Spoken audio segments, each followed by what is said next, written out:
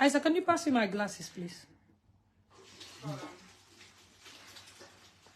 Assalamu alaikum ana waa Facebook ku nekk ma nuyu la sa tur ak sa santa di leen wax ne is the hot seat again xam ngeen what time it is in the back what time it is it's basically Thursday jarut ma wax leen sa Thursday lan moo dee xew yéen ñëpp xam ngeen ne hot seat bi la te yéen a dee laajte seen artiste yi ma dem lijjanti leen indil leen ko tey nag t-shirt bi ma sol Most Tie and Die moo ma jox t-shirt bi as a gift si Edinburgh weekend bi so mu ne système tamit dafa war a sol si li moo liggéey Most Tie and Die saaj leen ko ngeen dem follow ko guys comme di ma leen ko waxee yéen a de wa Jizzle aji we want Jizzle lijjanti naa Jizzle nag waaw maa Jizzle nag am nañ puusan puul na waaye boobu foog ñu waxtaanee ko si hot seat bi yéen xam ngeen ne fii moom foog mu ne te xam naa ne di ngeen ko indi parce que su ma wax rek di ngeen ne aji your best friend waaw man xam naa ne nag yéen a doon hard time bii nii bu leen woori seen question si ngeen seen tamit dinaa ko laaj Jizzle bu ñëwee ma ne ko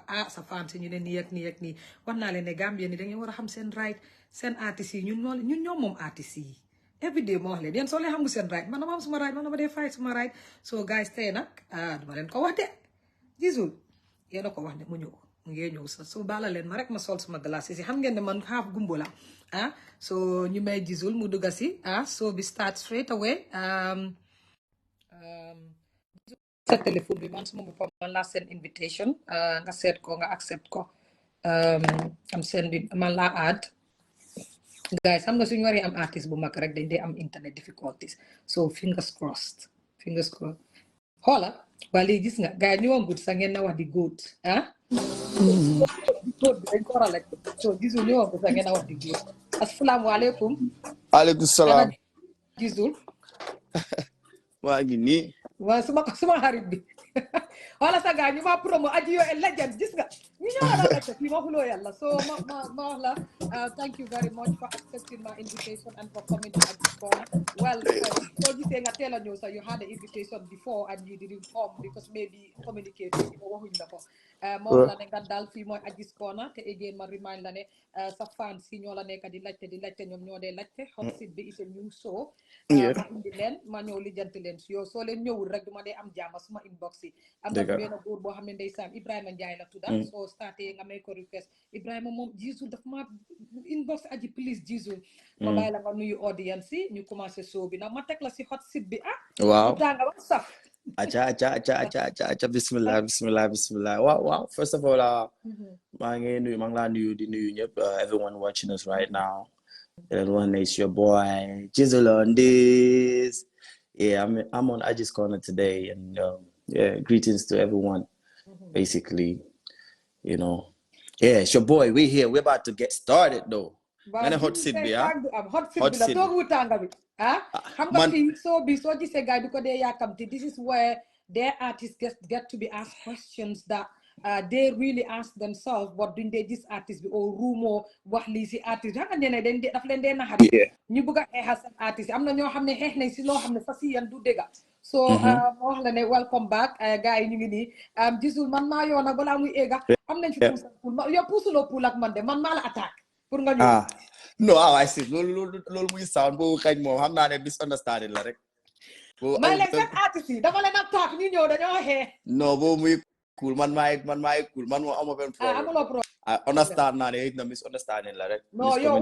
dama la boole Pa Modou boole la ses ngom boole la singaate ku ñëw rek ma ne leen non seen ndóobi foog ñu xeex waaw non waa léegi baalal ma bu jarul ñu xeex baalal ma xam ne lii laa di bëgg a góor boo xam ne da ngaa apologize man jigéen laa dele ma c'était comme sister su ma leen ooyee ngeen ñëw waaw gisuloo léegi moom xam naa ne léegi squash nañ ko waaw léegi friends leen léegi su ma ne hi Jizzle rek daf dee uyu waaye danga tax tamit sa fancy dañ ma attack is coming to an interview by force please shut your mouth please give the boy alone lu nekk lañ moom duma leen dee faale dama leen man may fight understand it's love it's all love I know Jizzle ma wax la welcome back to Aji's Corner ñu start show bi si lu bañ a yaaga parce que xam naa ne show bi boo ko déggul tamit boo ko seetaanu dégga nga ko wala gis nga a glimpse of the show so like I said we will talk about your career your projects, the rumor around you, the gossip, the assumptions, different things that people want to know. Sa fans tamit ñoom seen boppa inbox nañ ma some questions yoo xam ne ñoom ñoo ko dégga ñu bëgg a xam questions yi about you. So basically we will start with dañ bëggoon a xam like who is Jizzle, like fan nga just a summary of it, fan nga juddoo, fan nga yaroo, ak fan nga màggee, ban school nga dem, like a baby steps and take us through. Well, I am from Bakau la judo. Fofla Yaro, Fofla Mage. You know, later I moved to Kotu after Madam Bori Bursubio, you know, where I lived with my auntie and my cousin, you know. Fofla Sumakaria Bidore. Proper, you know. So I went to school in Daus, comprehensive, you know. And Daus. Wow, Halen Daus la.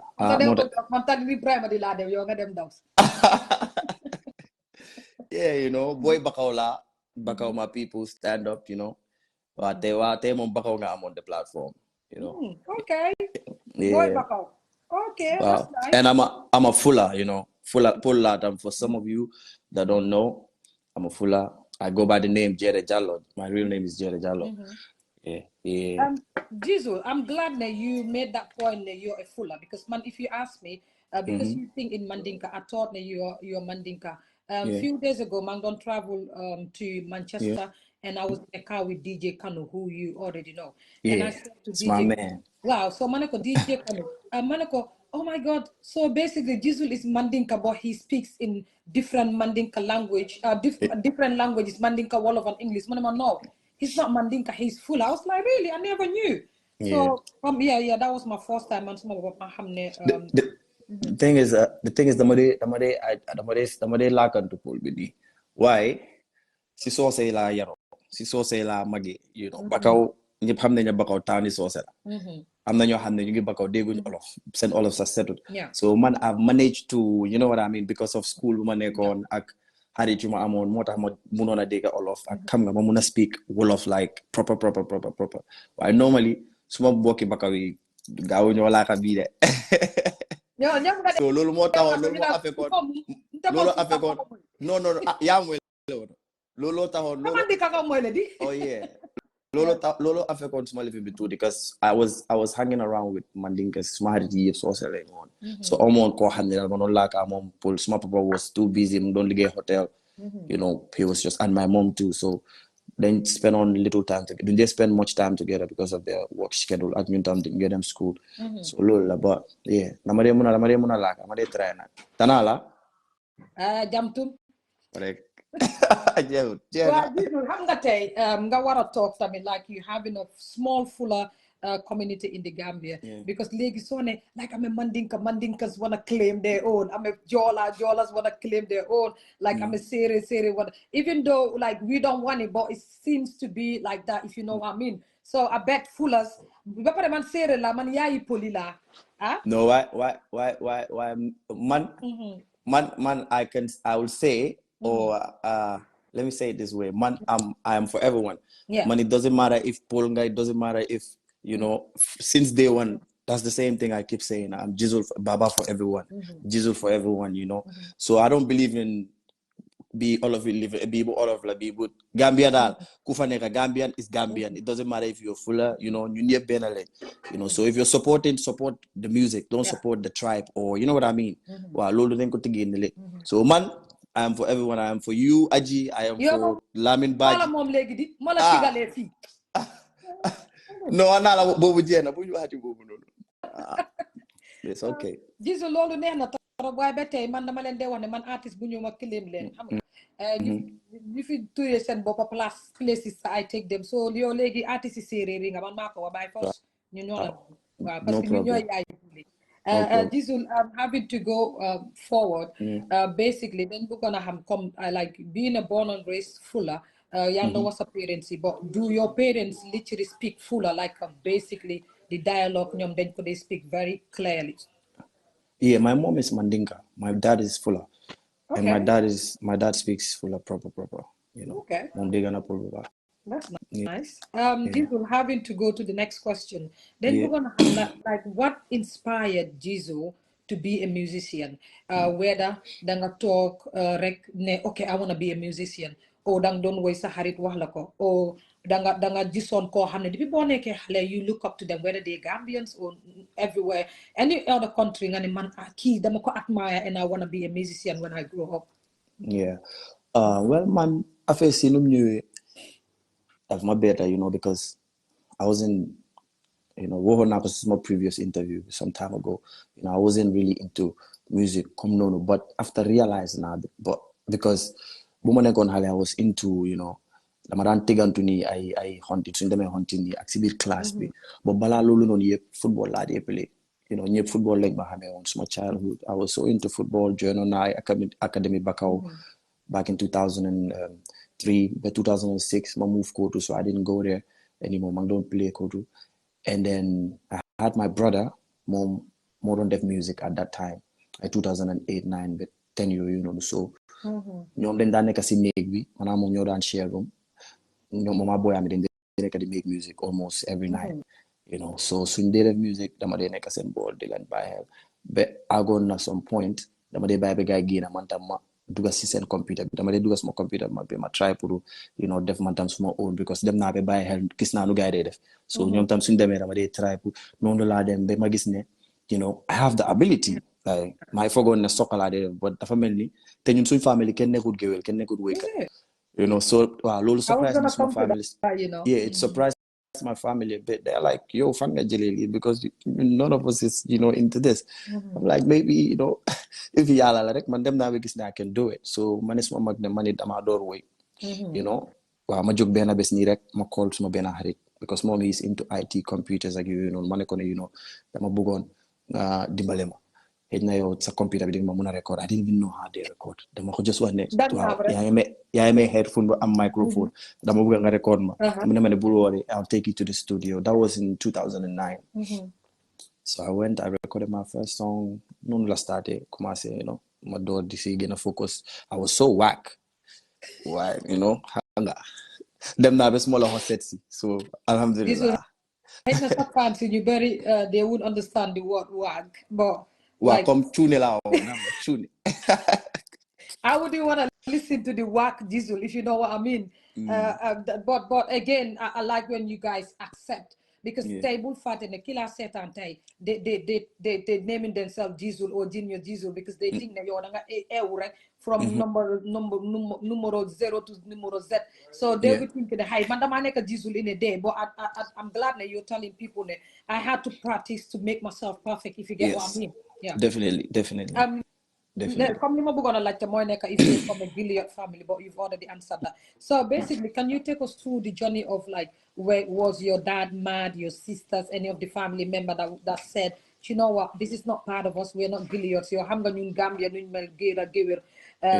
was there any point where literally you were forced to say you have to stop or you're not part of this family, you're gonna be disowned? Yeah, no, man, suma family. Wow, how long no more time is starting me because at some point I had to leave everything, including Suma, the proof for my education. I was like, I need to just focus on this thing. So I told my dad, I think I'm gonna do music instead of what you want me to do. So he kind of got mad, but after seeing new things negative me success be mugenyo mangi def I shows niti anko and sadombi so them the little how na ko come. My mom was okay with it, but small promo don't have time because again I'm living at school. But at that time going to Ndaus was a little bit expensive, back in the day. So it's like don't complain. But then now this na lila buga and small passion me for music is just don't gain at them. So I'm on ben other option than to accept and accept nañ ko bless nañ ma ñu ma ñaanal and yokkute mu ngi gën a am and moom tam mu ngi happy léegi fu mu dem Jizzle papaam that's nice.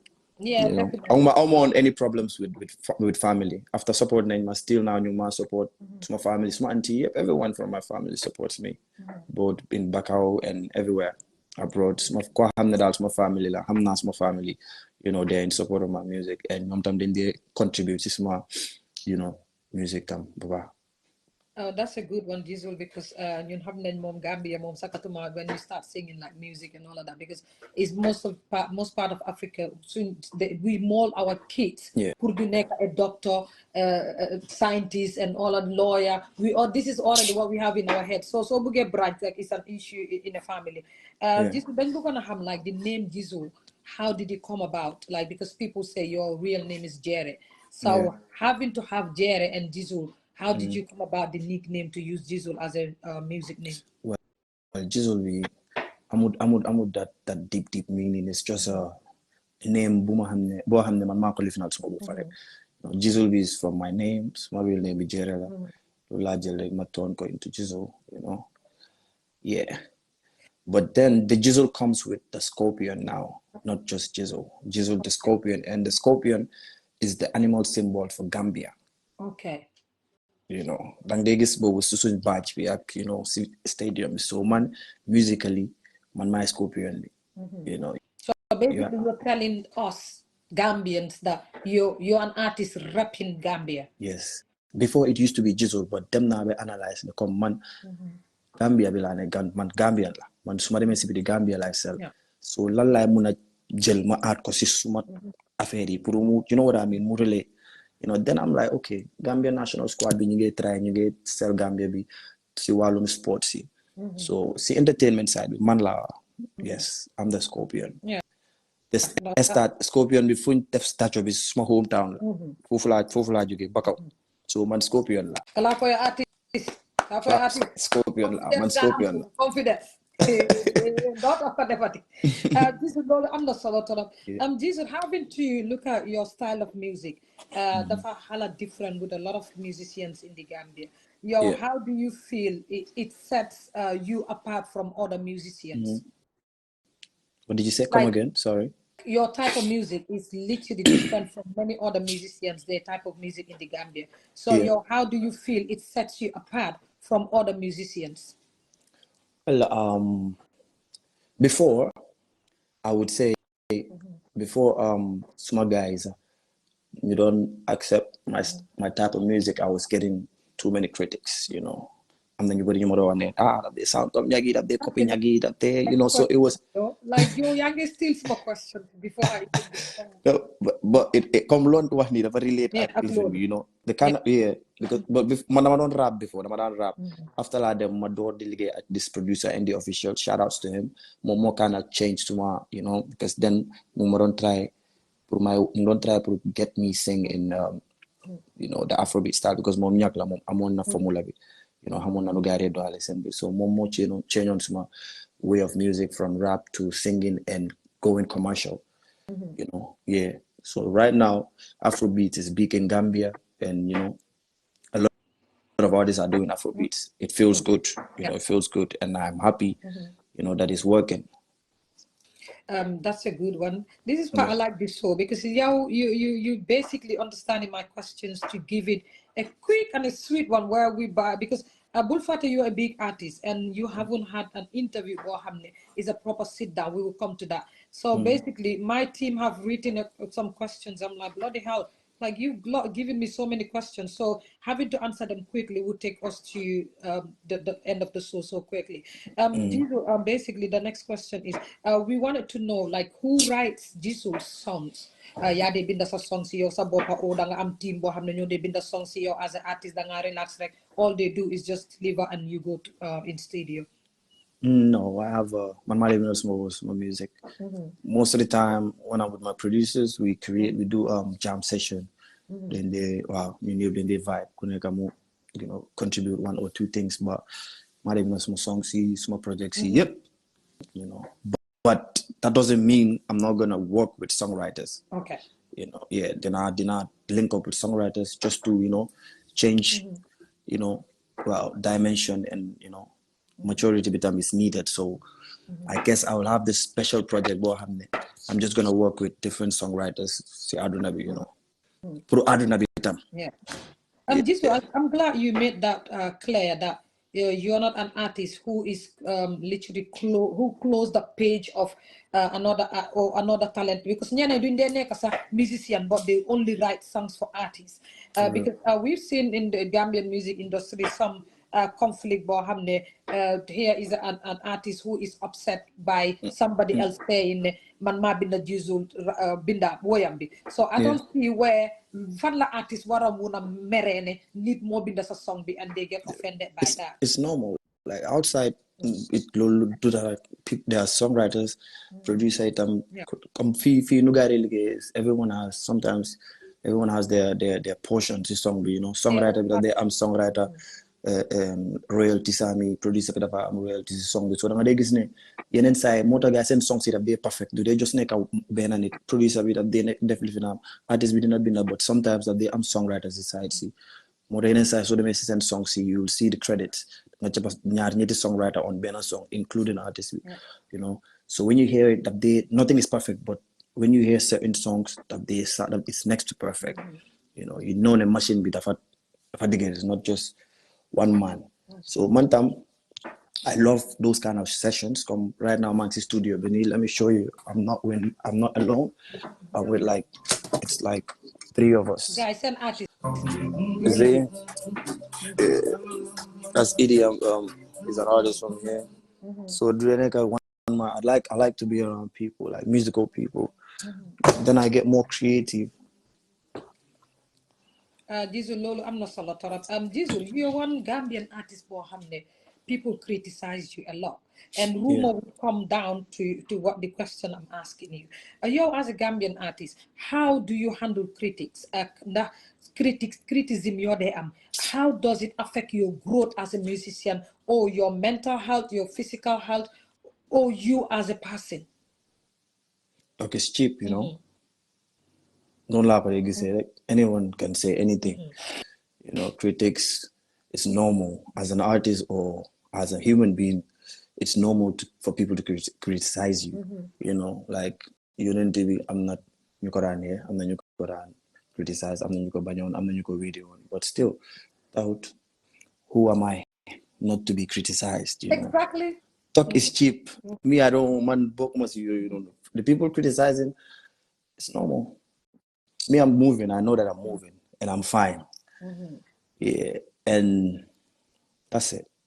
Jizzle, the next one is a very, very important question because I myself I'm interested in your answer towards this question. Let's get it. Can you please share a memorable experience or milestone in your career that's really stand out for you? Banga hamne munga remember nene, yes, this is it. Like a memorable milestone it was perfect for your career, a moment for you. Sorry to come. You're the only artist that gets to be asked this question on the hot seat. Is wait. Okay. Come on, TV. I don't know. They did some thingy with you. Go ahead. It was my Benjamin Hall show in 2018.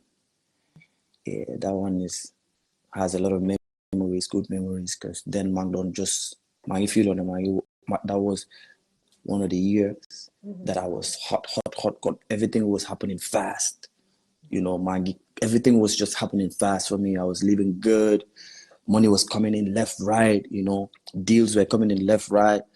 And Madevon show, Benjamin Hall, have a massive crowd. Like, Ken Hedgeroad Benjamin Hall, that was the biggest crowd until date, but now, you know. Yeah, and that was just a night to remember forever. And I had dancers from Sweden, you know, perform man. You know, it was just a lot that happened. I'm not gonna say all of it, but I'm not Luberileo, you know. Yeah, so Benjamin Hall 2018 was that day. So for some of y'all that came to that show, yeah, you can bear me witness, you know. It was definitely a memory, yeah. When I was back home, there was a time just joke Ajis Boutique time it was Ajis Boutique. Most of these artists were basically writing in sort of sponsorship. I remember Safan's group, they wrote me sponsorship to be Sister of the Day to your Sabar. This was back then, but I couldn't make it to that Sabar. So yeah, I think I am glad from then to this we have to sit here today, and I myself to have you. I have to ask you so many questions about your career. So this will you as a musician. Then we're gonna what do you hope listeners and you they déglu some music be? What do you think ne ñoom loolu leen dee jël from your music? Is there any specific message or emotion you aim to convey, like some music, like but for some message that they aim to send to the general public, like the whole world? Yeah, my music dafa very branches. Yeah. You know, I make different types. Sometimes I make music for the rich people. Sometimes I make music for the hustlers. I make music for the lovers. I make music for people. You know, my music, munala heal, so favorite. You know, I make music for everyone. So for the rich side, like for songs like Broke Again, you know, you can see Yuti, they come to me like, you know, so we be wanna get rich, broke again, you know, smoke a dig, get motivate, you know. Then I feel like it's making impact because I'm the new hand then Marco also do explain the song be some like Nyom Baduge, I see he's on live right now. So my uncle that is my Yeah, big shouts to my brother, you know, Badu. Yeah. So music be everybody branches. Yeah. I make music for everyone. Yeah, I'm the new hand dañoo suñ stressé, you know, ñu déglu a particular Jizzle song daf leen a relief. Am na ñoo xam ne suñoo liggéey dañoo mën a déglu a particular Jizzle song, you know, to keep them. Waaw so waaw am naa sound pour bandi, am naa sound pour caga yi tamit, you know, if you're you know. Okay. Dafa bari branch. Okay, here is one artist boo xam ne expect ma woon de dina he is cheeky. So now Dick, that's just we're on the hot seat. You want me to be honest? Like I didn't know that. Songs, Jizzle, don't try that cheekiness with me because man, the people that watches me know that Aji is a freestyler. So I will just mix it and blend it. No, but we're having a conversation. I wanna feel comfortable, and I'm comfortable. So this is the hot seat. Like I mean, wow. Don't worry, it's gonna get hot. Don't worry, we're getting there. Yeah, because smart perform. You can see I'll be performing different types of songs. Now tangle say I'm a way boy after my switch, my MC Chepe, my living, you know. Yeah. I'm not your hand that I made wow, we do put stage be wow, hammer. You tear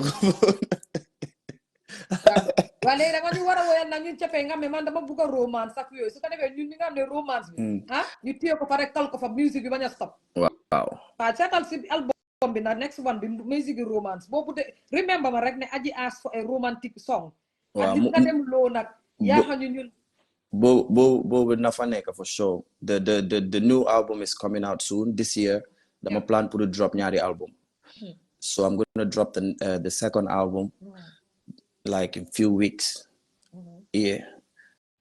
So nako gay hard bo nonu moy amé songs yu gëna tang, you know. I'm expecting to drop it soon, and I promise everyone and if that album drops, it's gonna show a lot of difference, you know, in my music, my love life, and my growth.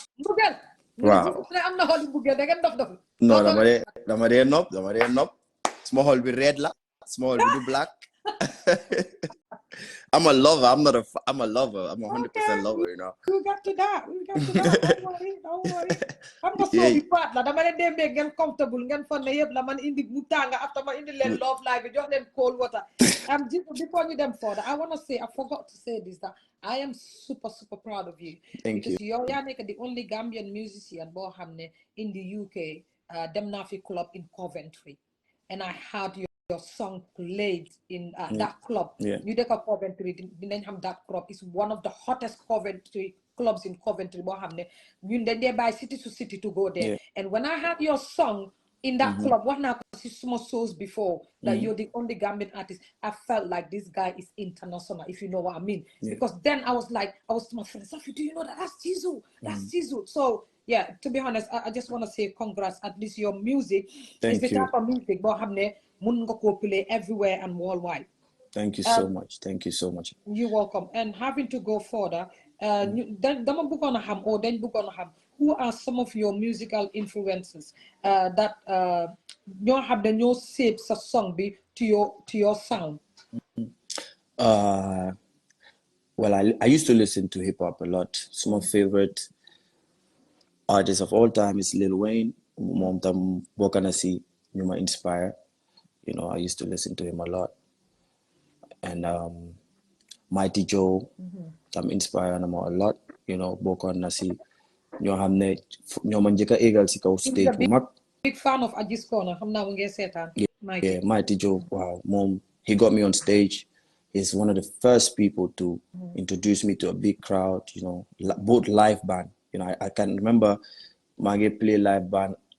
Depuis time Yom Jalex, you know, when Yom Jalex don't go around town, did a five shows. Mighty, not Mighty, Magnificent Joe. Dama ko mix, so not Mighty, Magnificent Joe. I don't know. Go ahead. Yeah. So wow, mom contribute na a lot. Tax nañu bari xam at that time. Fekk maa ngi gën a ndaw, you know. Wow, so it's these two people, Ax Mamak. Yeah, I get inspiration. I used to get my inspiration from them. And the rest, Nyom T Smalls, Nyom Singate, Nyom Jalex, I look up to all of them, you know. Yeah, because Nyom Tam, Nyom G, they paved the way for us.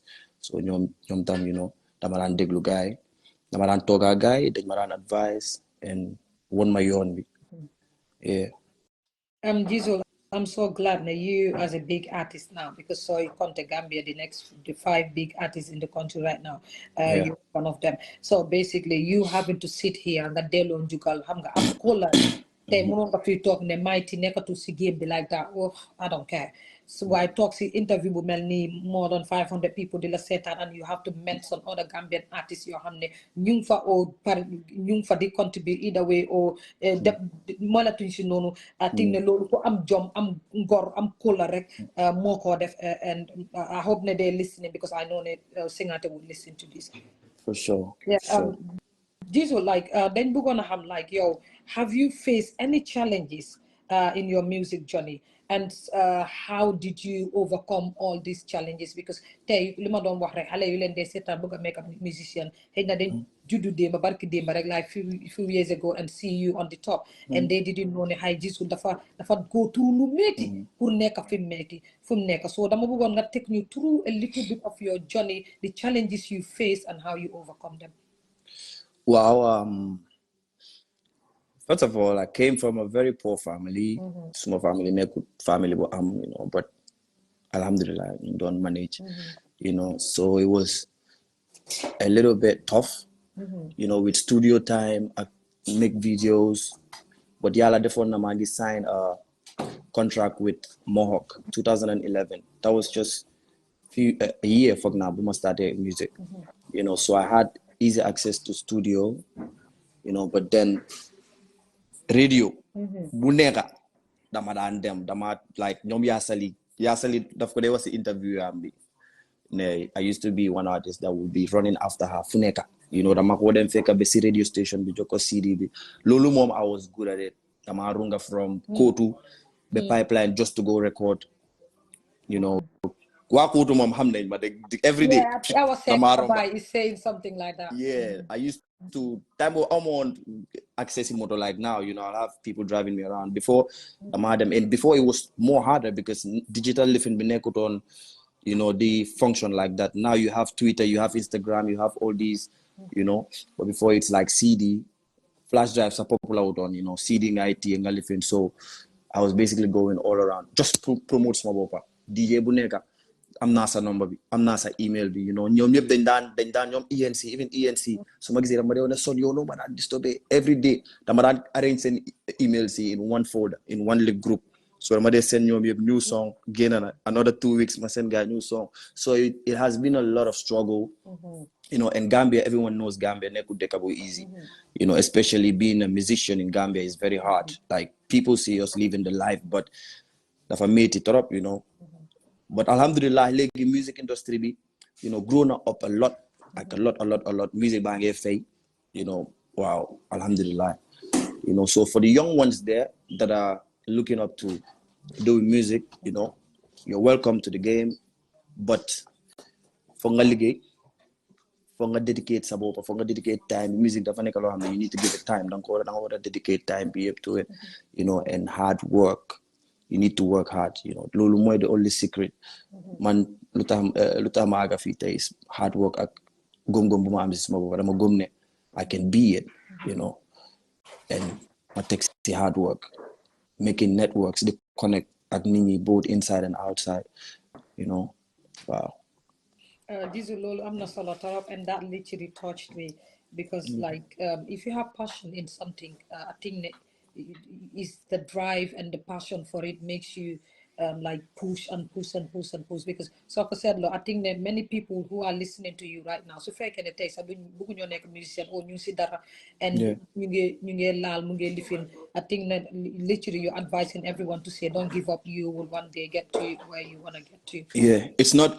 as easy as 1, 2, 3, and nothing in life comes easy, you know.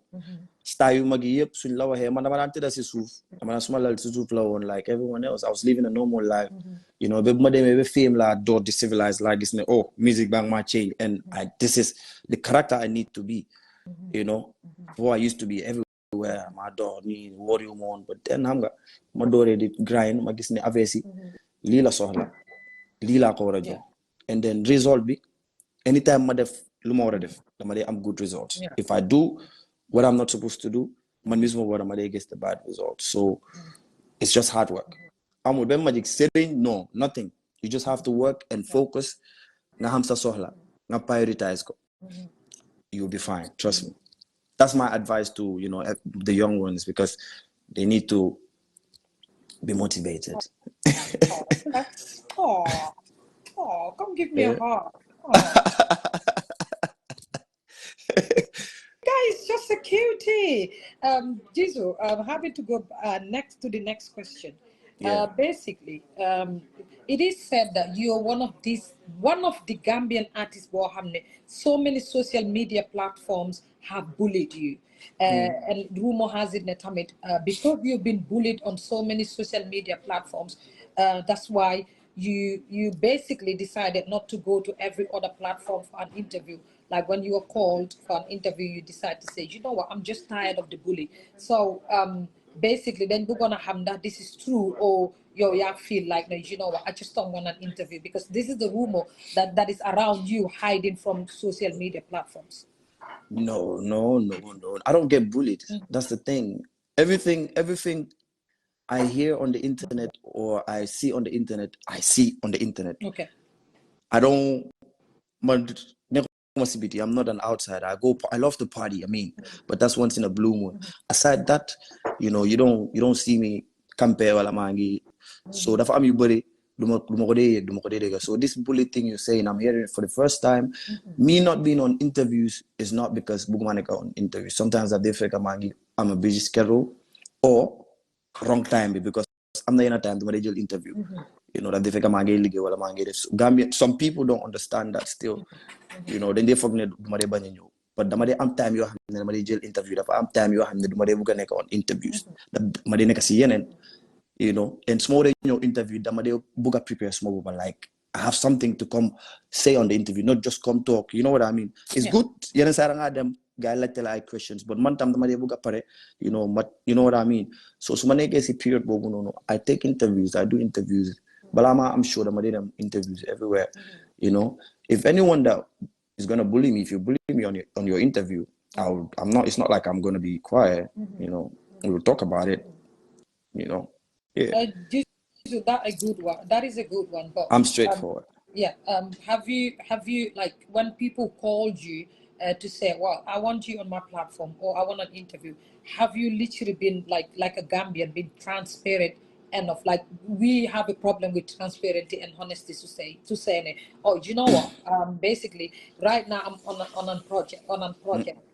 a project. Sorry, Mangelige on this and this, or I'm Stola Neka. Buguma definitely at this moment, like just to give the reason why and be transparent than having to say, oh, Dinala call back. Oh, okay, I'll get back to you. So, how do you respond to invitations when you get one?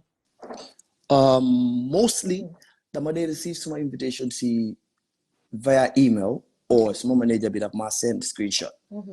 Because some people, especially in Gambia, present it and they xam nga Gambia bi soo laajtee number kii nañ la ko mën a lead until like it's too definitely. small.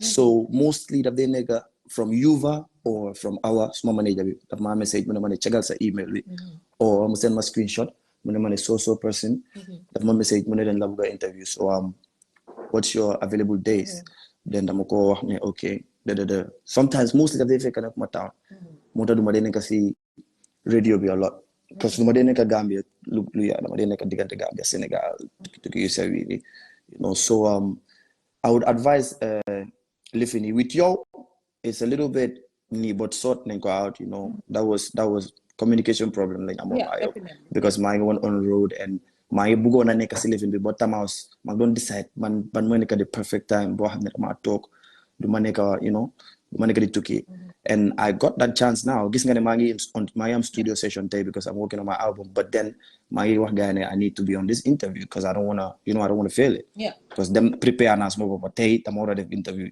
no matter what so loolu la rek presenter yi ñun artists yi dañ dee amee suñ contacts yi on our profiles that's why it's on our profiles so for some presenters that want to have me on interview I'm free it's okay you can reach out anytime you just have to go on my profile di nga cappa suma email contact bi di nga cappa suma manager bi lifina bi just reach out to one of them so send an email everyone has email address you know but most of them I'm not saying you most of them dañ dee bëgg a ñëw directly te su ñëwee directly it's either unprofessional or something else, you know. But to be more safe, just reach out to the manager direct. Ko xamne mom nga wara waxal normally.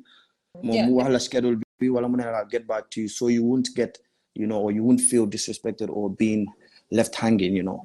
So once again, I'm sorry about that. So that's it. Ko xamne rek mo bëgg nga bëgg wax man booking la anything that is music related. Da nga dem suma profile bi any of my profiles. I'm not Twitter, I'm not Facebook, I'm not LinkedIn. Yep, I'm not suma contact management contact, you know. So link di nga am so amute yuva di nga am kenen ak kenen. Ay 3 people ñu ge run suma page bi. You know, ki su ko gisut ki na ko gis. You know, and then they'll tell you give you the procedures.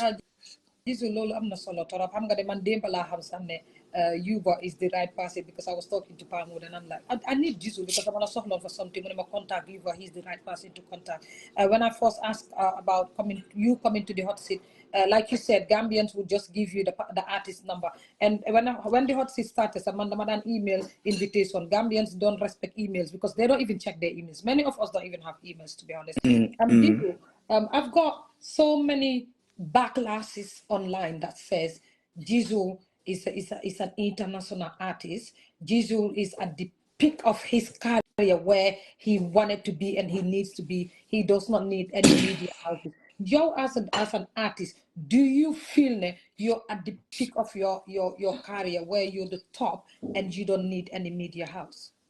No, I need the media house. I need the media house. The media is one source. No lie, they communicate with my fancy. It's my fancy. I communicate with them through the media. You know, I'm not your hand. Man, guy. Media be more guy. So the media, I'm saying no to that. Media is part of me. You know, and I work with the media. I work with artists. I work with journalists. I work with so many DJs, and I'm cool with almost everyone that is in the media in Gambia. So yeah, media be dal moy suma dole man. Ak Mike be. Jizzle, I'm so glad that you made people know that because sometimes when people say things, I'm like, it's bizarre because artists Bisi Bopa won't sit right in front of me and tell me that. I'm having to move from that, Jizzle. For the first few months, you legis Europe. People are saying you live in Europe, like we're getting to the rumor part. Rumor has it that you live in Europe. Some said you've got a project where then you largest studio, between dinañ wax leneen about your next studio gisuloo li moo tax ñu ne du ñibbisi waat have you finally decided to pack and leave our country and live in nga dem dëkka in Europe? No way. No. Dama ñëw to la nekk maa ngi ñibbi in few weeks normally. Bi dama la, you know. Normally dafa war a, you know what I mean? Yeah. Daa war a mel ni affaire si. So suma tour bi is daanaka jeena. I'm having my last 2 shows this weekend. Berlin, Stuttgart, Friday and Saturday. After tour with Najee, so I'm gonna do a few projects with the producers I met and I'm working with here. While I'm in Gambia, I wanna come. Basically, I'm going to Gambia at something special for my Gambian people, you know.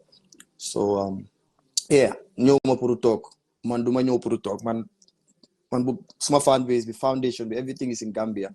Gambia made me, so I can never leave my people. I can never leave my fan base for Europe, you know. There's nothing negative. I'm cold.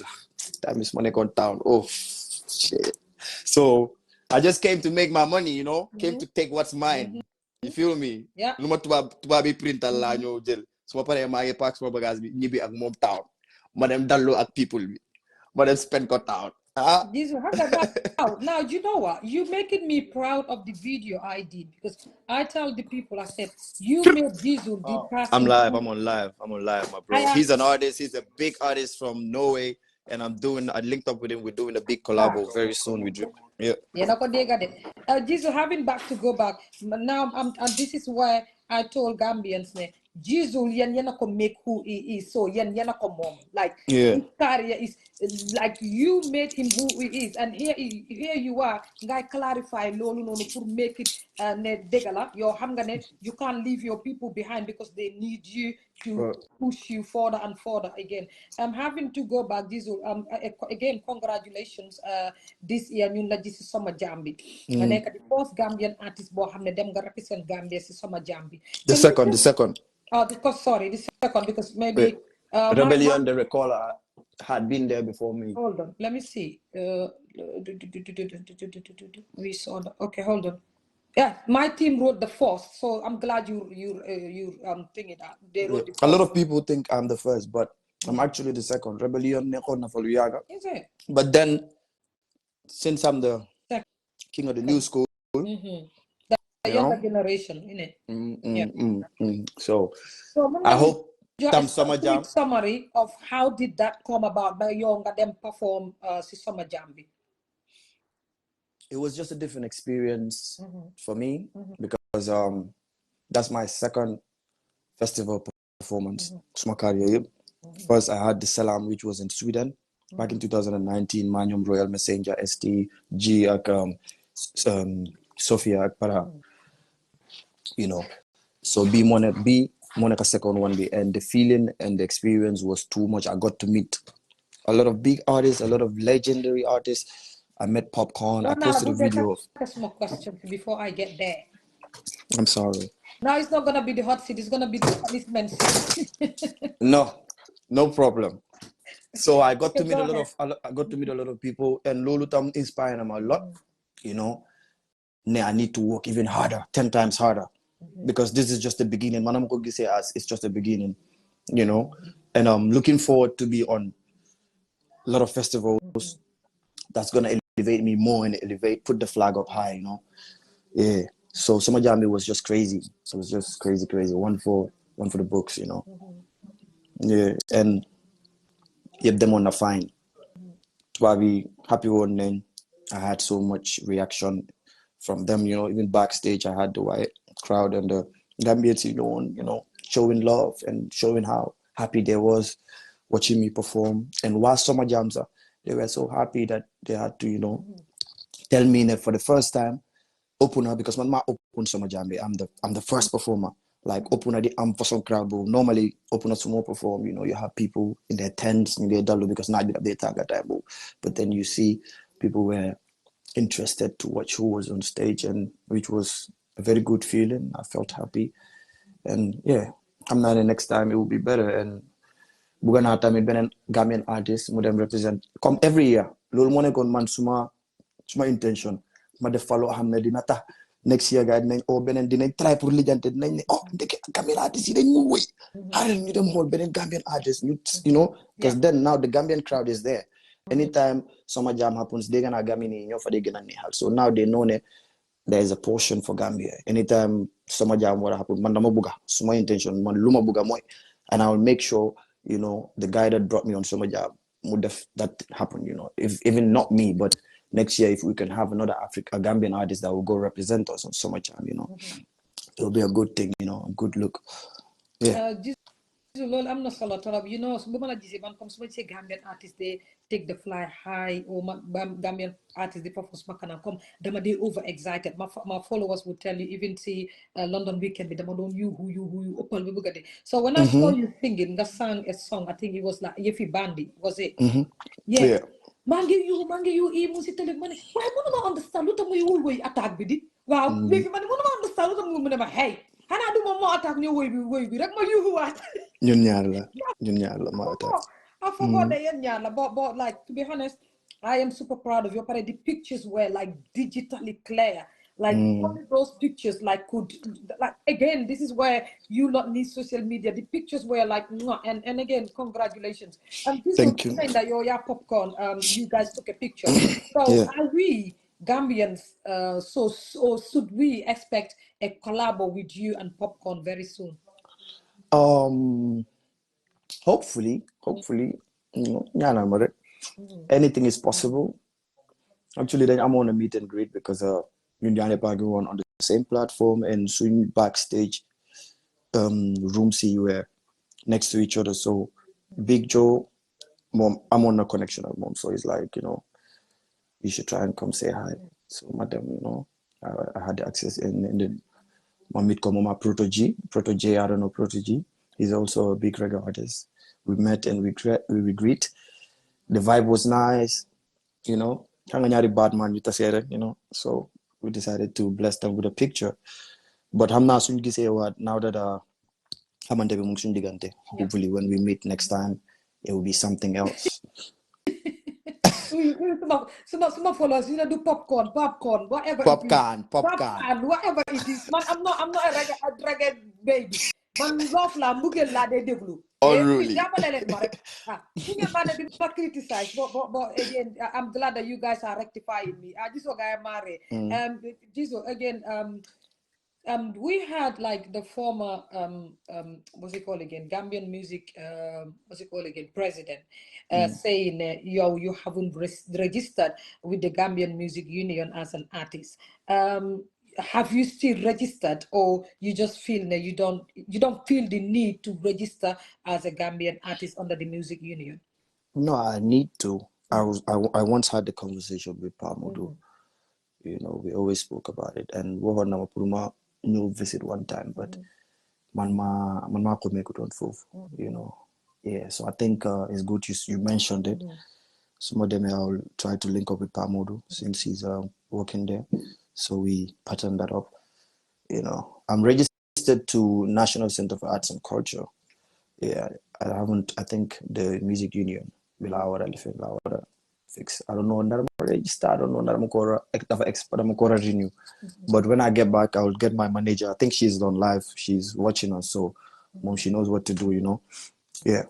Thank you very much, Jizzle. Again, I was gonna ask you if you've got a manager, but you said you've got one because I never had anyone spoke about Jizzle's manager. And when you said she, I am proud. It's a she. Today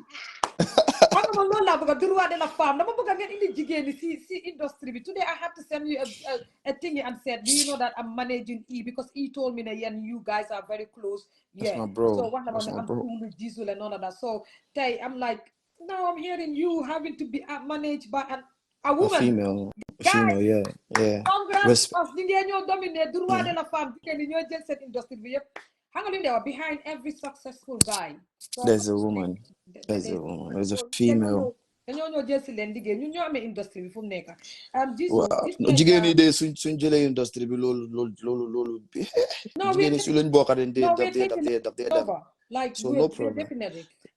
Gowling. Again, I had an artist here tell me, I think it was Killer Ace or who is also managed by a woman. So basically we're having women coming and me having to manage an artist for the first time as a woman. Bro, I'm telling you, you look better fix yourself before we fix you.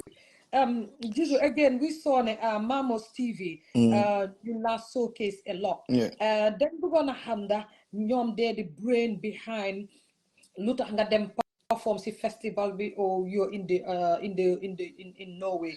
At band relationship nga am ak ñoom ba nga xam ne Yange Neka Nyom Sen TV, or is it just a paid publicity? No, Mamos Media is actually a media house, you know, that is based in Norway.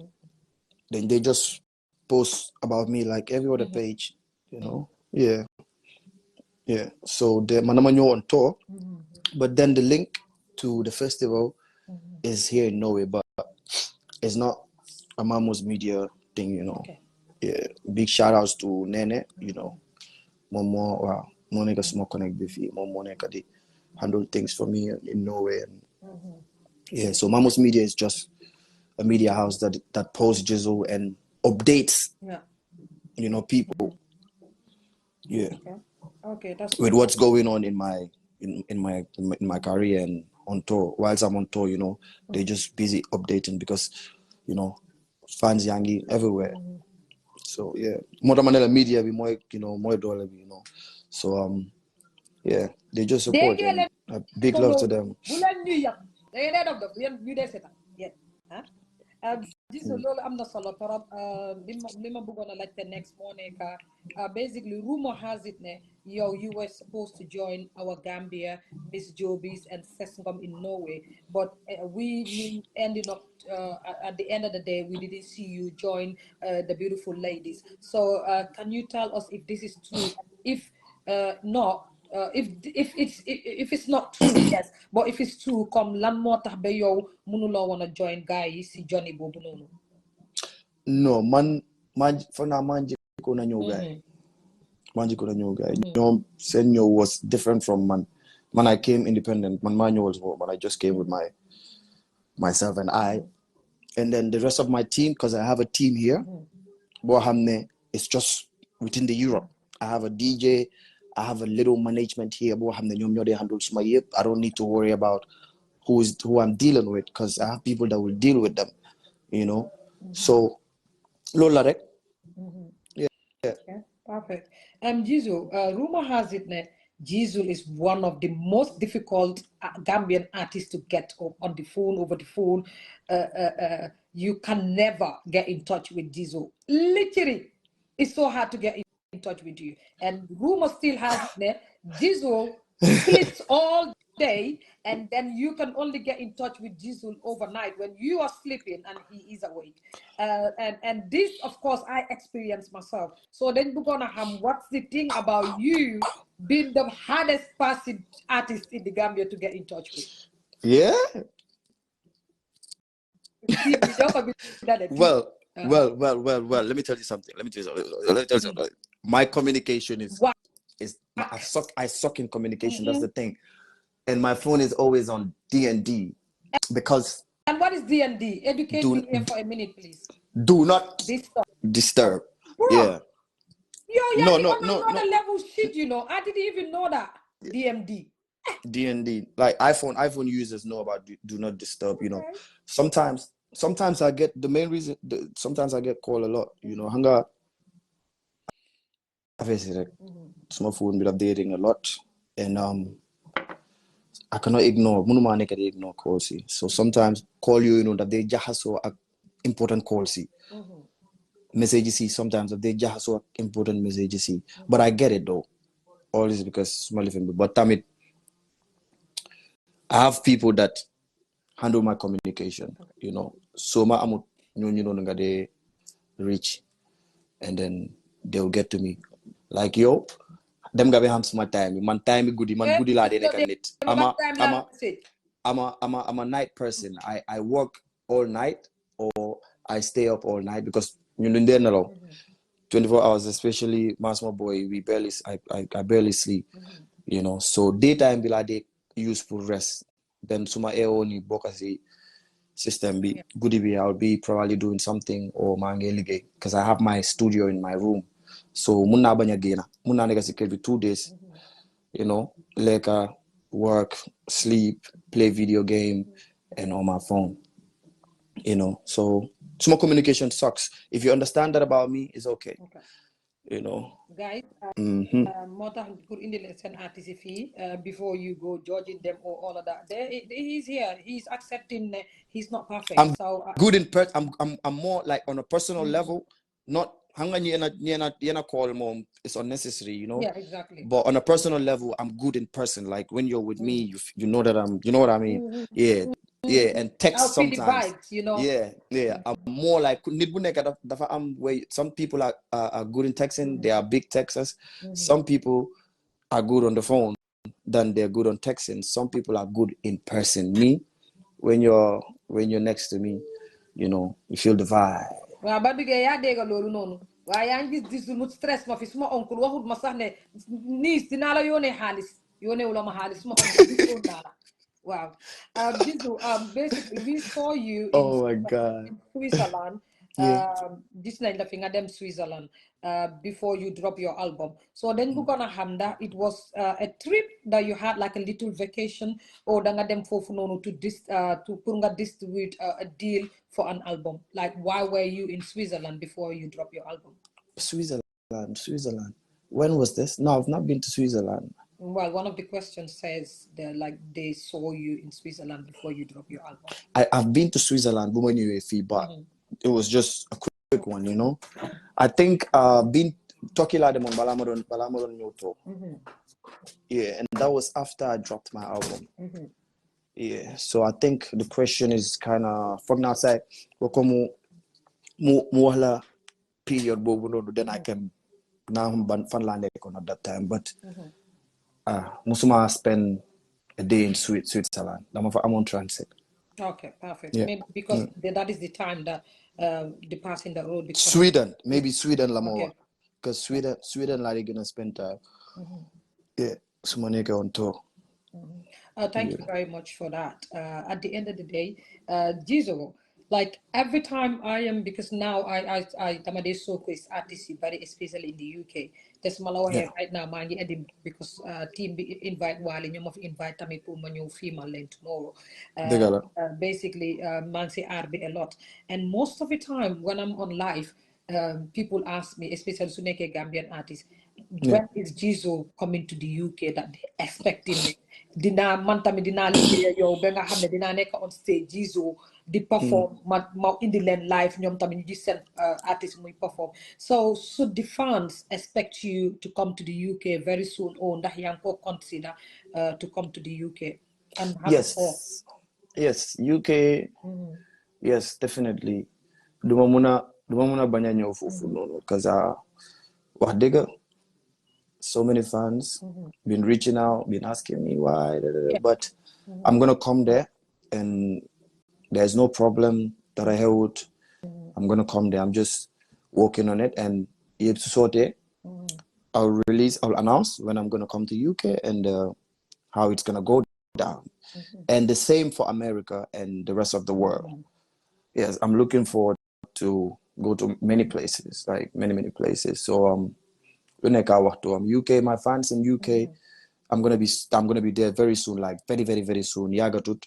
And I don't want to say anything now, but just put in your mind that you're gonna see your boy very soon, and in a grand style. We're gonna go crazy in London town, and definitely I'll look forward to, you know, meeting you, and maybe we could go live. We could go live again. And, you know, no problem.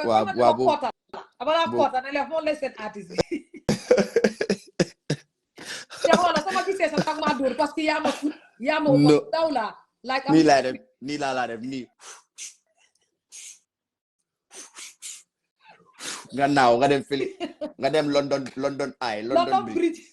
London Bridge is falling down, my darling. We already we get study Angleterre. London Bridge is falling down.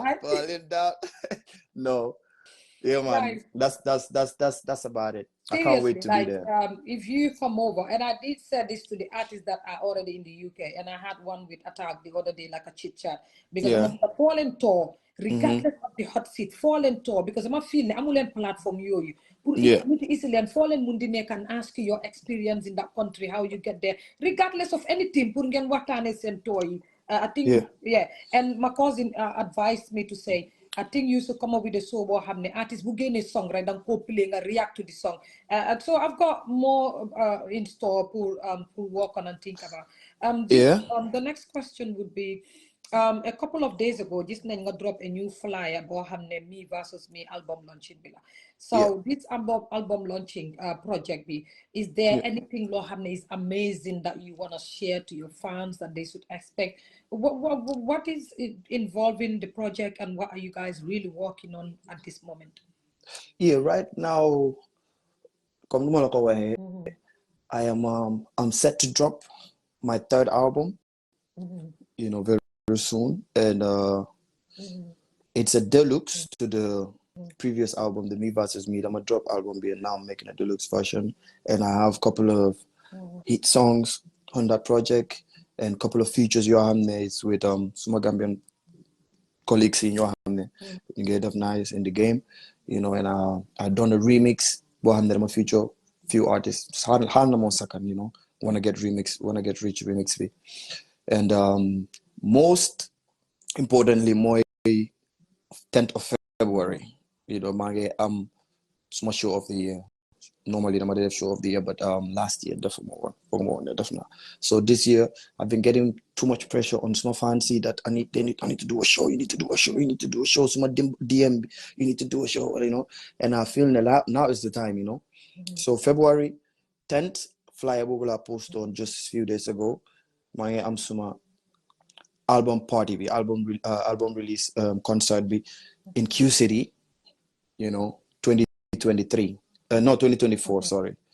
You know, and I'm expecting to see all my fans that night. You know, it's going to be a historic day, and my plan Gambia and see something very special, you know. Yeah, different from the previous ones, Sukoyala today. So 10th of February, I'll be in Q City with the family, and I can't wait to meet my family, which is the fans. So Lolo no right now Monica see my agenda be.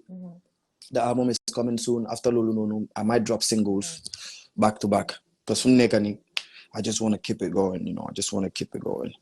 You know, at some point I was a little bit quiet, but that doesn't mean I was not doing my thing, or that doesn't mean I was out of the game. People were getting it twisted because man don't judge so many, you know, Jizzle dafa Daphne, Jizzle dafa Dano, Jizzle dafa man duma musa Dano, artist do musa Dano. Me, I'm here, like I'm here.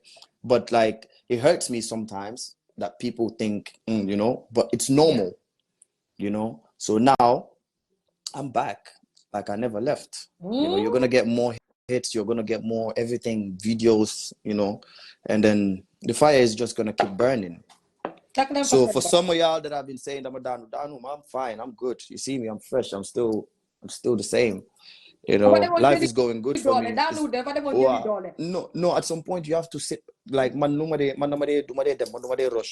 relax, majanga. You know, sometimes I've had things that happened in my life for the past living. You know, it's not just the music personally, but I felt I needed. Think about that you guys are human, you know. No, me like personally, me, I'm here. I'm speaking for myself. I'm not times you have things where like this, and it's normal. That's good, you know. They definitely no. But then a man is still a man. You know, I handled it as a man, and I'm back on my feet again. I'm fine. You know, I have no problems with anyone except for the ones that are just hating on me for no reason, you know. So yeah, my cool. I'm making music. I'm living. I'm okay. Alhamdulillah. I'm not solo. Smart team members, part of New Day draw question, rectifying a little bit of message, saying they meant Sweden, not Switzerland. It was a typo. Yeah, perfect. Jizzle, now the rumor is gonna be juicy.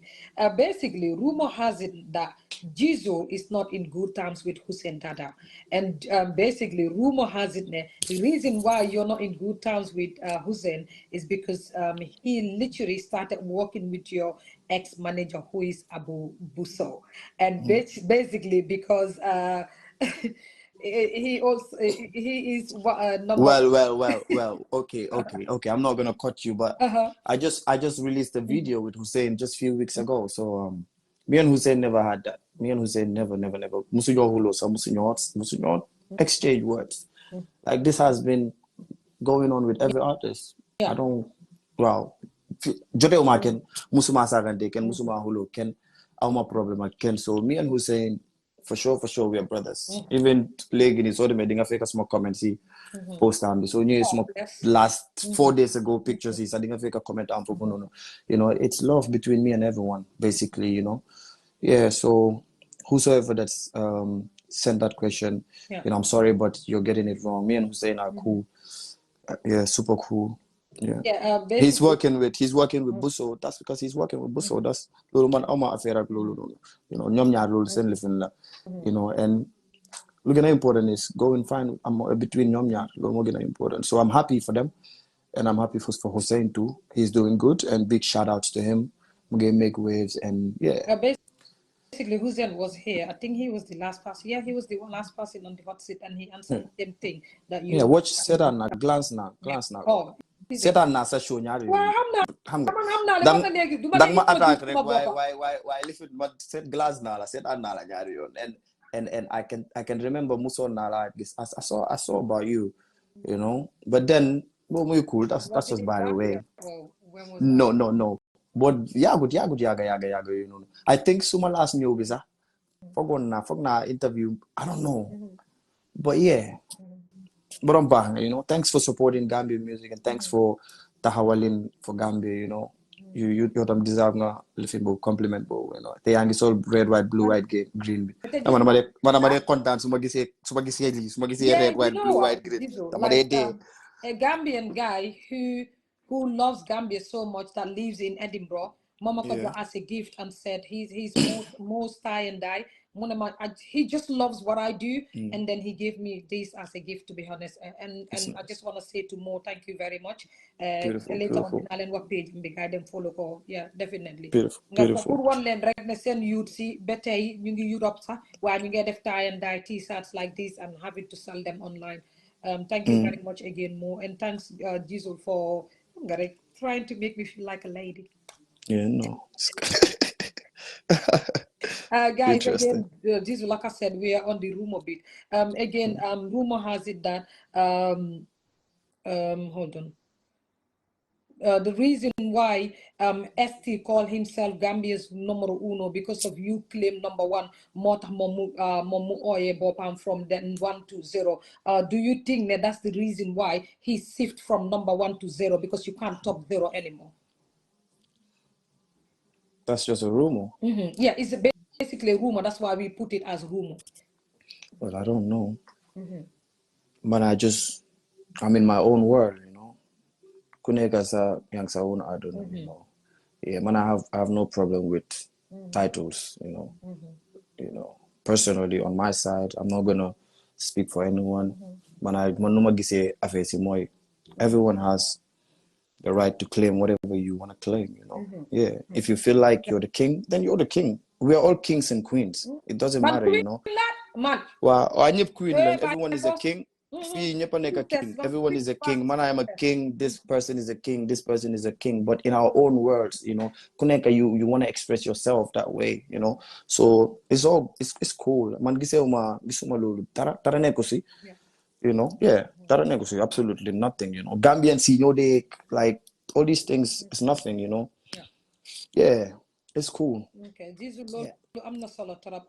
Jizzle, rumor has it again. Rumor. You know, this is the part that everybody likes watching because they have things. So let's go. Artists, when you talk, clarify, it makes them more comfortable, like hearing from the hospital. For sure. Again, telephone is to TT rumor. Like you've got lots of questions. Basically, Jizzle, rumor has it they've seen you with Attack in different clubs and you lot hanging out. And recently, you and him are not being seen together. So rumor has it that you lot are having issues. So do you have an issue with Attack, or you lot are cool? We're cool. Attack is my brother and my brother for life, you know. So it's just like I said, they kind of fancy, you know, sometimes they affair, but you know, and music be business, so we're cool, you know. When I Attack, we're cool.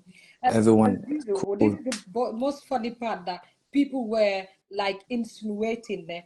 Okay, Attack wrote in Attack said in Mandinka, if I hear anyone saying you are the number one, if I slap you, and then we had in your own song you saying Bulma this online and then this mud make a pussy in real life. So people are taking these lines to say Jizzle meant this towards Attack and Attack meant this towards Jizzle. Yo, I can, what was the remix about? you know, my motto is forever the bros. You know, I will never diss my brother because of some stupid, you know what I mean? Yeah, man, I just make music. Kusigi saboba. Nga feel ne, you know, wow, man, suma sound lola. Dumare man, my problem. I can say this again and again and again. I have no problem. I have no beef with anyone. Kumata say like, I'll look at you in the eye like, yeah, bro, I'm a problem. So if I release a song, it doesn't mean it's for nangam or nangam or nangam or nangam. Yeah, man, somebody is in man that you know, but man, nekumadi this, dumare this small brother. Small oh, small brother, you know. So whatever Attack said on the song, it's nice. It's a nice song, you know. Man, I'm a problem, Maglulu, you know. Yeah, it's a free world, you know. Live free. Manda Jizzle, again, like we've got, because kami danga get again for interviews and all of this shit are going around. The other one is like, how is your relationship with T, Atenola, and Uche? Yeah, Atenola, my relationship with Atenola is good. Yeah, we're good. We're still good. We're in contact. Then they get a dig contact, but time to time, and they, you know, mungi busy si benen side way, you know. Yeah. Jizzle, you are one of the Gambian artists that we've all saw that you've got a child, and many are wondering why is it that Jizzle literally hide his baby mama from social media. We've seen you shared your child, but we've never seen you shared your baby mama. So, what is it that is related to you not sharing your baby mama? I just don't want to have my family business online. Oh. My baby mama is on the internet. She's on Instagram. But my family is just my family. Small don't be that I don't do all the time, you know. I just love to post her because I enjoy posting her, and she's my daughter and she's beautiful. But then not everything has to be on social media, you know. Yeah. So that's it.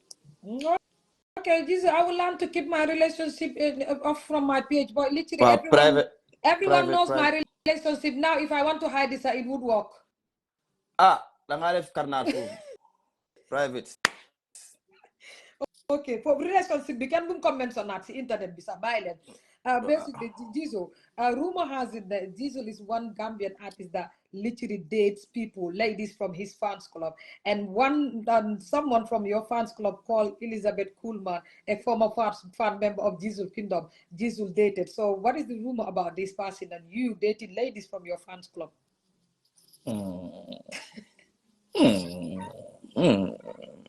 That one is wrong. That one is wrong.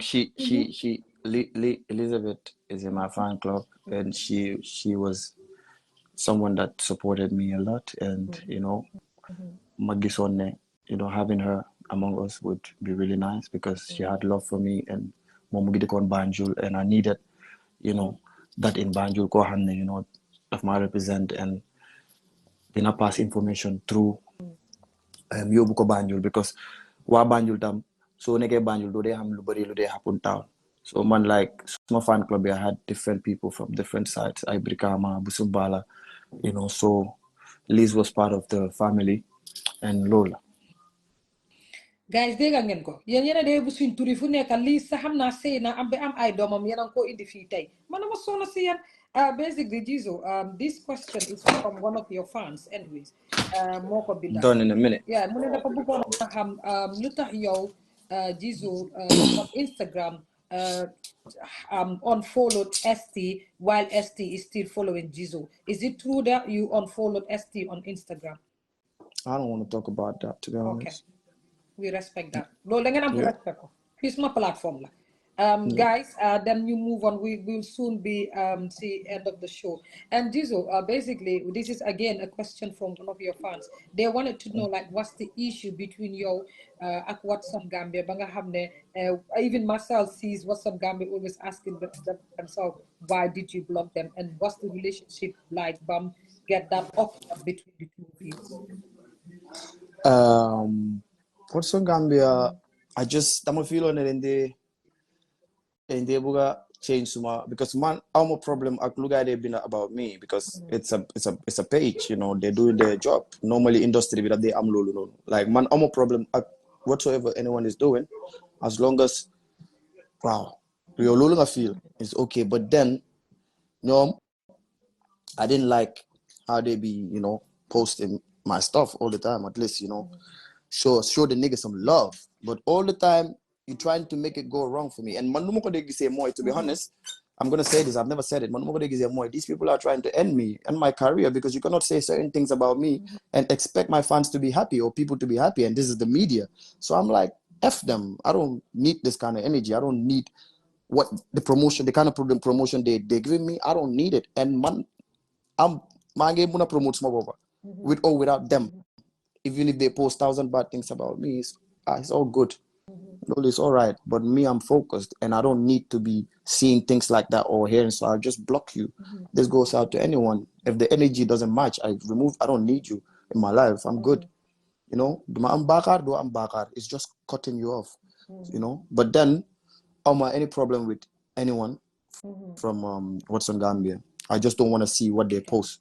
I don't have interest in it. So I think blocking them will, but will not change my mind, you know, because it's not a funny guy you get, funny guy you and the ham me. So what's on, you know? So let behavior send living send sentence me. Wow, you know, it's all love, you know. But I just let them know that I don't want to see their thing. If they start they're following this page and I'm following them, so basically they're listening. I can tell you that. Yes, so if they start showing me love and not only posting the negative side, most of the negative sides they post are the negative. It's not even, you know, how manakala, but then, you know, they just have to support. Then you want to support Gambian music, you know, support everyone equally, you know. So if that happens, then I'll unblock them. So they can I'll unblock them, you know. Okay. Yes. I'm not solo to wrap up before we go. If also a big fan, someone that really loves you, also asked a question in my inbox asking. He said he would literally want to see a collab with you and ST, because if we are calling two big artists right now, we have to call you. Mone, should we expect, or are you working on anything to do with ST as a collab? Yeah. Yalaban. Inshallah. Yeah. Yeah. Basically, I think that's the end of the show. And so basically, dañ bëggoon pour nga wax ñu like your tour in what's it called again, in Norway, right? You're in Norway, right? In Europe. So dañ bëggoon a xam sa tour bi in Europe, just a summary of it. Yow lan nga si janga at the moment, and what have you seen the good and the bad and the ugly ba nga xam ne yow boo demee home, some of the things that you think like was perfect, I don't need to touch them here, I need to walk and all of that. Yeah, actually I'm doing a lot of things at the same time. I'm on tour, I'm record songs. After when I'm done with tour, I'm gonna try do a music video, one or two, you know, so that's just on the side, you know. Yeah, I've not really had enough time to sit and really relax. I only had the time around my birthday when I had to go Malta and do a show there, but then my flight got cancelled. So I told my cameraman, you know what, I'm gonna book flight the next weekend. Munich, I feel during the week, you know. Then I was going out, my own party for you, you know. Yeah. But it's just a good experience coming back here, meeting people, you know, from different parts of the world, both music side, you know, so yeah, it's just a stepping stone. Anytime I come, I learn new things and I meet new people, and obviously that they're gonna make it right. You know, this time spent nothing almost 3 months now. Yeah. and I've been showing. I've full booking. You know, I've been booked fully, and it's tiring. No sleep, waking up, going from here to the next city. You know, but alhamdulillah, you know, mission be complete na legi. You know, wow. Well, Jizzle, to be honest, I'm looking forward to have a collab with you, with my artist E, and I think the Lord do make a law because you lot are good friends anyways, and I would definitely love to have a song with you and him, but it will be in the future, not now. So basically, overall, what inspirational message would you love to send to the whole Gambian public, your fans, everybody that is out there? And before you them, damade or artists, you want to way tutti before you them. So send a message to everyone that is literally out there. Yeah. Oh, Thank you. sorry. Let's take it a little bit before we come. Is Jizzle in a relationship? Yes, I'm in a relationship. Perfect. So let's go to the inspirational message that you have to send to everybody out there. First of all, I'm gonna thank you for having me here. You know, it's really important when you're on feet because, you know, what everybody wanna. So, you know, now big shout outs to Sesngong, big shout outs to Singate. My mom you work on my new album. I'm gonna produce album. I'm gonna mix and master. So, I'm super. We will serve the food, and yeah. So my message to everyone is just keep chasing your dreams, you know. Wow, everything in life is done by turn. Bulgiski mo am nga fok ne, you know, do ko muna, you know, yo it do ko muna am everyone fee yala da fla. I'm all a package, you know, and you just have to wait for that time to come put a grab ko, you know. Yeah, me, I'm still climbing, I'm still going up, you know. My enyan puru obviously gonna them higher, and inshallah, then you know, 10th of February, once again, I'm gonna have a big feast in Q City, the Me versus Me album concert, and I'm expecting to see the whole Gambia come support me. You know, I have special surprises for you, and you know, big shout outs to every Gambian artist doing their thing internationally, nationally. Shout outs to every promoter, every media house supporting Gambian music, you know. Shout outs to all my diaspora people. Sumotobi, you support, again, sacrifice time, we go from town to town, you know. It has been amazing the past 6 months, the past 1 year. And I'm saying thanks to everyone that has been rocking with me. I'm saying thanks to everyone that has been supporting my music and promoting me, everyone that wants to see me win. I'm wishing you the same, and I want you to win 10 times. You know, basically, I love you guys. I love everyone. As for my Gambians, let's just keep it 100 with each other. One love. Let's push together, and we're gonna get there together. You know, let's all be one. Let's all be under the same umbrella. That's basically what I have to say. And thanks once again for having me. If I've said anything that offended anyone, I'm sorry. I was just having fun. I was just having fun on this interview. Don't take anything serious. You know, if I've said anything like that offended you that is watching me, I'm not perfect. I'm sorry. You know, apologize now. And thank you once again. I love you. Stay tuned. Stay tuned. February 10. Namabuga February 10 bi bala February, you know, every interview February 10. Namako wahal guy. February 10 Q City. February 10 Q City. Guys, send guys si gana den daily game man. They marek lama guys send sa post guys Stuttgart ak yoy nonu. So mangi post ben. Yeah, people balanga them. I just want to say I saw you working with Fulla Gangster. And I just want to say thank you because Fulla is one artist born with Mokobuga Post because he's determined with what he loves. And Bumbu Hot Seat Bifi, he's one of the first artists that came. He said, I want to work with many Gambian artists, but my line of music, many don't want to work with me. So I just want to say thank you. But for the Balanga them Jizzle, I'm so I just want to lend their surprise. So just to let you know, Toby in February, I just want to 10 tickets for 10 people.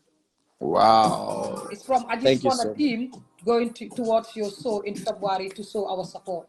I appreciate it. Thank you so much. Watch out for my boy Malls. He's coming. another artist you guys need to watch out. Yeah. Malls as my boy. You get a song with Massive Ovi, and maybe I'll try to introduce you both, not introduce you, because the people need to know about him, and he has so much potential, and I'm in support of him, you know. So yeah, you guys need to watch out for Malls, my boy. Thank you so much, Aji. I love you. And I Jizzle, love before your... you go, I'm not going to get one is tickets again, please.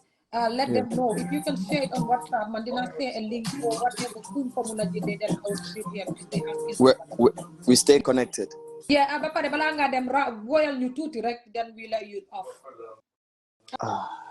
Fi last one bi do bëggal sa artiste yow ñun day stress bala I'm gonna sing bama woya la yow mi sa boba. Musunyuma ndalitelale musunyuma musunyuma ndalitelale musunyuma musunyuma ndalitelale musunyuma mukano nyovele musunyuma. Thank you. Thank you very much, Jizzle. Amal a good night, guys.